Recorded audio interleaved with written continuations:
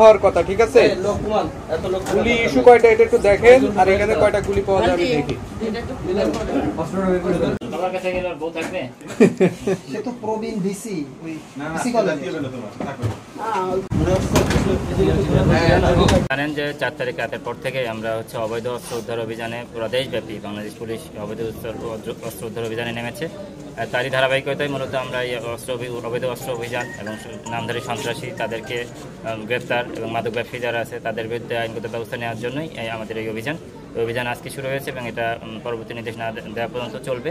তাছাড়া পুলিশের নিয়মিত যে কার্যক্রম সেগুলো তো আছেই। আমরা সব থানায় বাগেরহাট জেলায় একযোগে আমরা এই অভিযানে নেমেছি এবং এই আমাদের অভিযানের ধারা অব্যাহত থাকবে। বাগেরহাট সদর এই পৌরসভা দিয়ে অভিযানটা শুরু করেছি। আমরা আজকে নাগের বাজারে অভিযান করেছি। পর্যায়ক্রমে আমাদের যেখানে যেখানে তথ্য আছে আমরা সেখানেই অভিযান করব। যে তথ্য আমাদের বিগত সময়ে আছে এবং যেটা আমরা পাবো সবগুলোই আমরা অ্যাটেন্ড করব।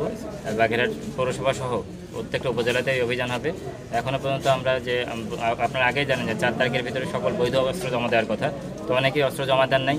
সেগুলো যদি আমরা পাচ্ছি সেটার অবৈধ ধরে নিয়েই আমরা সিজ করছি এবং যদি কোথাও অবৈধ অস্ত্র পাই সেটা তো অবৈধ হিসেবেই তার আইনগত ব্যবস্থা নেওয়া হবে।